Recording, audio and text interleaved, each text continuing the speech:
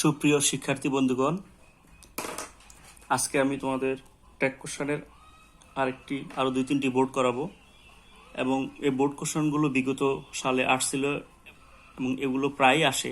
দেখা যাচ্ছে ঘুরে ফিরে একই বোর্ড বিভিন্ন পরীক্ষায় আসে, সেজন্য আমরা বোর্ড কোশ্চেন সলভ করব। দেখো, আজকে রাজশাহী বোর্ডের টেক কোশ্চেন আমরা করব।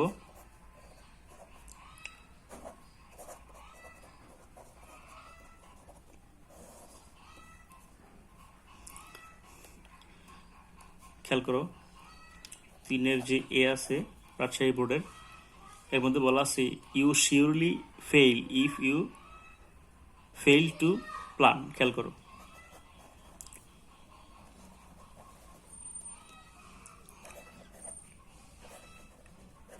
You surely fail if you fail to plan. এই ধরনের সেন্টেন্সে কিভাবে টেক কোশ্চেন হবে?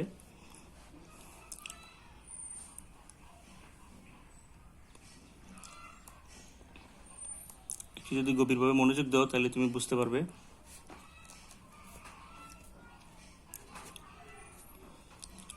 দেখো, এই যে ইফ ক্লুজটা আছে, এরকম রিলেটিভ প্রোনাউন সহ, যেমন ইফ, আনলেস, টিল, আনটিল, তারপরে হোয়াট, হোয়েন, হুইচ, এই জাতীয় যে ক্লোজটা আছে সেই ক্লোজ অনুযায়ী কিন্তু টেক কোশ্চেন হবে না। অর্থাৎ সম্পূর্ণ স্বাধীন ক্লোজ অনুযায়ী হবে, অধীন ক্লোজ অনুযায়ী হবে না, অর্থাৎ ডিপেন্ডেন্ট ক্লোজ অনুযায়ী হবে না, স্বাধীন ক্লোজ অনুযায়ী টেক কোশ্চেন করতে হবে। এবার খেয়াল করো, এই সেন্টেন্সটাকে আরেকভাবে লেখা যায়, আমি তোমাদের দেখাবো একটু পরে। দেখো, এই সেন্টেন্সটা করার সময় আমরা এই অংশের জন্য টেক কোশ্চেন করব। তাহলে কি হবে? Usually fail. তাহলে এটা দেখো, ইউ সাবজেক্ট এবং ফেইল হচ্ছে ভার্ব, এটা ভার্বের প্রেজেন্ট ফর্মে আছে। তাহলে এখানে কি আসবে? ডাজ, ডু, এগুলোর সাথে নট হয়। যেহেতু সেন্টেন্সটা পজিটিভ, টেক কোশ্চেনটা হবে নেগেটিভ। সেন্টেন্স পজিটিভ হওয়ার কারণে টেক কোশ্চেন নেগেটিভ হবে। তাহলে কি হবে? Don't you. এখন এই সেন্টেন্সটাকে আমি অন্যভাবে লিখতে পারি। কিভাবে লেখা যায়? ইফ চাইলে আমি প্রথমে দিতে পারি, if you fail to plan,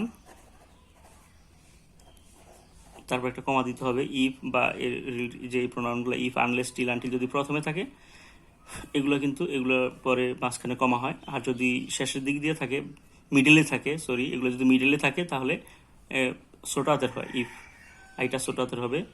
you surely fail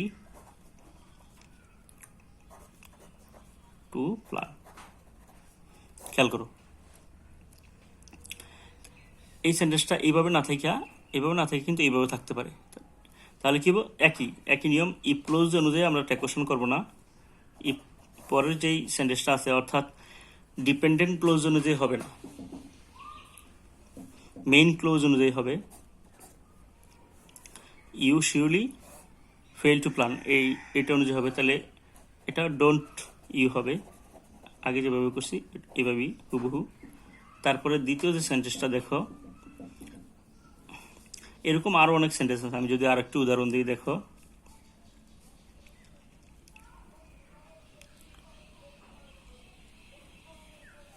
she won't do well in life if, আমরা আনলেস দিতে পারি এখানে, আনলেস she work hard।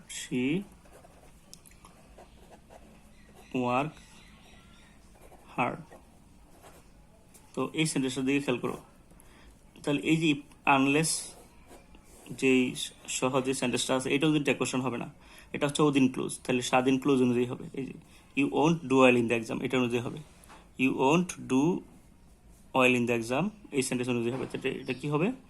এটা হবে, দেখো সেন্টেন্সটা কিন্তু নেগেটিভ আছে। তাহলে উইল শি হবে। তারপরে খেয়াল করো, এরপরে যে আছে 2 নম্বর যে সেন্টেন্সটা, a good plan scarcely lets you fail. একটা সুন্দর পরিকল্পনা খুব কমই তোমাকে ব্যর্থ হতে দেয়। তাহলে আ গুড প্ল্যান, বি নাম্বারটা, a good plan a good plan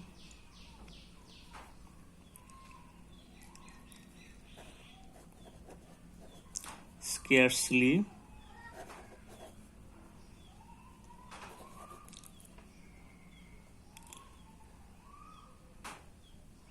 let you fail। খেয়াল করো, তাহলে এখানে a good plan scarcely let you, আমাদের ভার্ব কিন্তু লেট, এটা হচ্ছে লেটস ইউ হবে, এটা যেহেতু এটা আমাদের এখানে মেইন ভার্ব। ঠিক আছে, খেয়াল করো কেন মেইন ভার্ব, কারণ দেখো আর কোনো এখানে a good plan scarcely let তোমাকে অনুমতি দেয় লেট ইউ ফেল, ব্যর্থ হতে।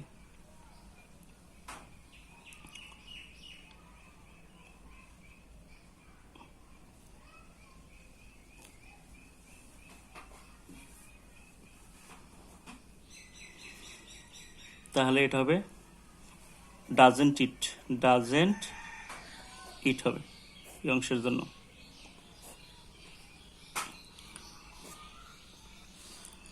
তারপরটা দেখো C number, great people,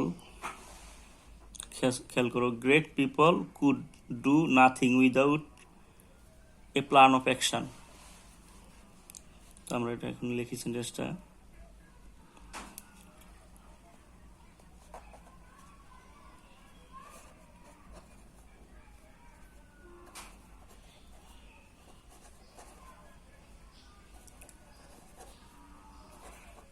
could do nothing without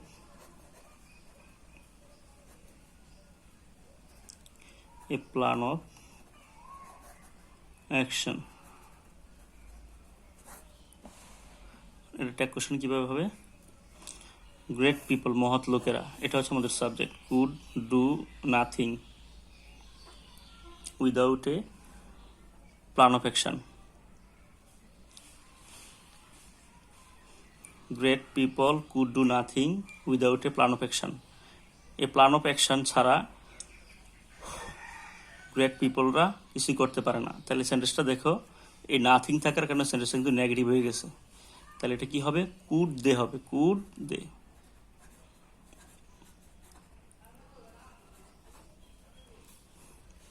তারপরে দেখো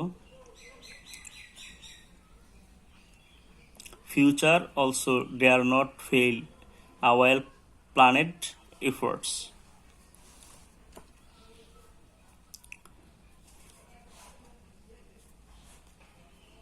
D number, future also dare not fail a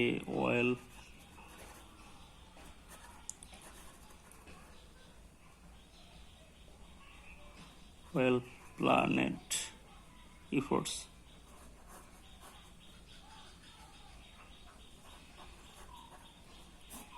এখন এটাকে কিভাবে করবা, ভবিষ্যতে সাহস করে না একটা সুন্দর পরিকল্পিত প্রচেষ্টা ব্যর্থ করতে। এবার খেয়াল করো, এটা কিন্তু নট আছে নেগেটিভ সেন্টেন্সটা, তাহলে ফিউচারের জন্য আমরা কি দেব, আমরা ফিউচারের জন্য ইট দেব।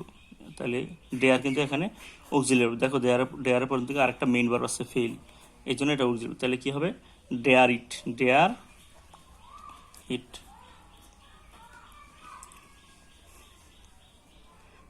এরপরে দেখো ই নাম্বার যে সেন্টেন্সটা আছে, দেখো সর্বশেষ সেন্টেন্সটা, সো প্ল্যান বিফোর প্রসিড।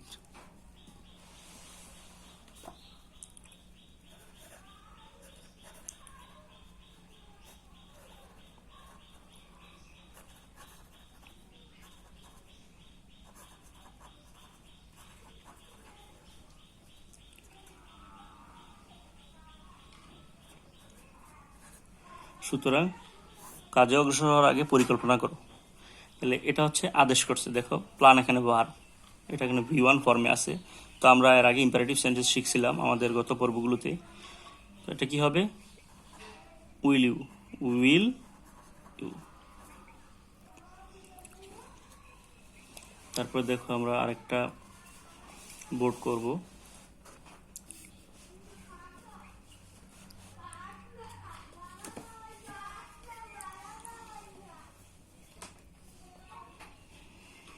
আরেকটা বোর্ড দেখো,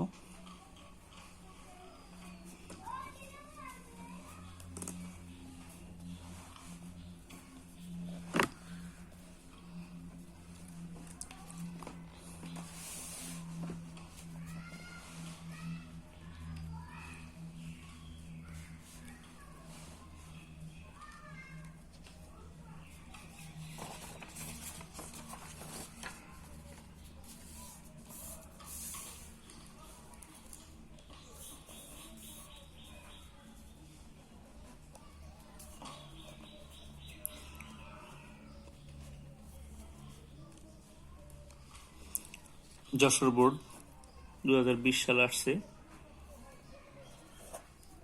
দেখো, everybody respects freedom fighters, everybody respects freedom fighters.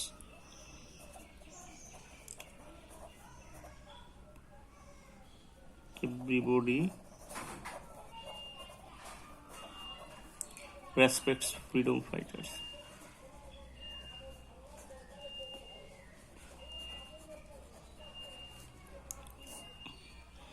এটা কিভাবে হবে? এভরিবডির কারণে আমরা জানি এভরিবডির এভরি প্লাস ব্যক্তিবাচক যদি থাকে তাহলে আমাদেরকে দিয়ে দিতে হবে।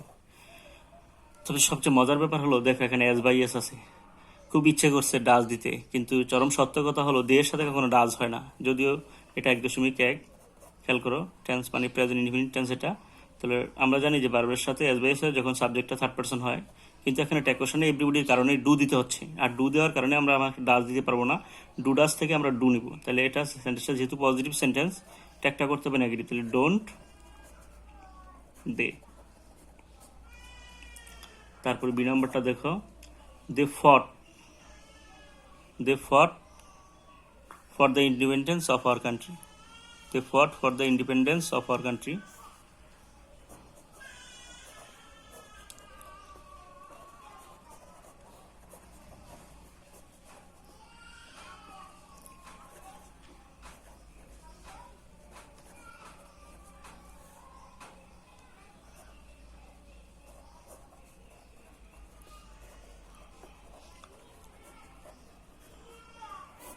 এটা কি হবে খেয়াল করো, দে সাবজেক্ট না, ফট হচ্ছে ভার্বের পাস্ট ফর্ম। ফট আসছে কোথা থেকে?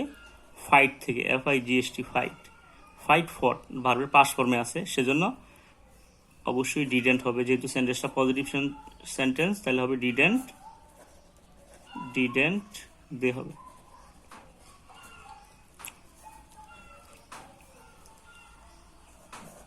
তারপরে দেখো ই নাম্বারটা, their sacrifice has given us freedom in every spheres of life.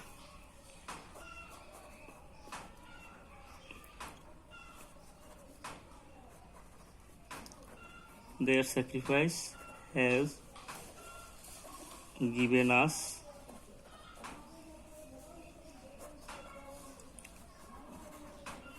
freedom in every spheres of life.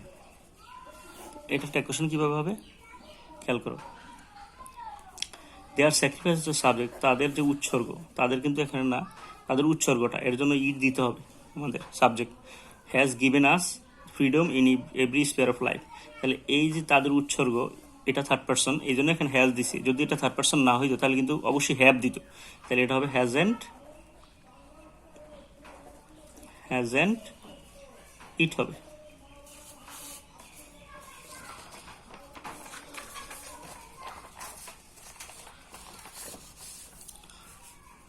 তারপরে খেয়াল করো,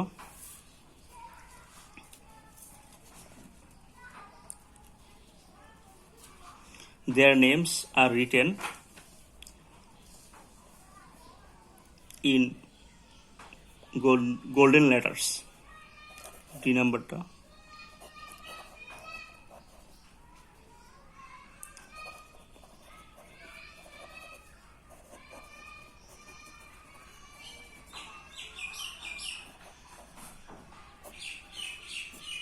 দেয়ার names are written in golden letters. এটা কি হবে? তাদের নামগুলো, দেখো এটা প্লুরালে আছে, তাহলে এর জন্য কি হবে? দে হবে। দেখো মজার ব্যাপার, এই প্লুরালের সাবজেক্টটা প্লুরালে আছে, সেই জন্যই কিন্তু এখানে আর হয়েছে, নাহলে কিন্তু ইজ হইতো বা এম হইতো। তাহলে এর জন্য কি হবে? দে হবে। সেন্টেন্সটা পজিটিভ, দেখো নট নাই বা নেগেটিভ কোনো নেতিবাচক কোনো শব্দও নাই, তো সেজন্য হবে আরেন্ট দে, আরেন্ট দে হবে। তারপরে দেখো E number, we should never forget them.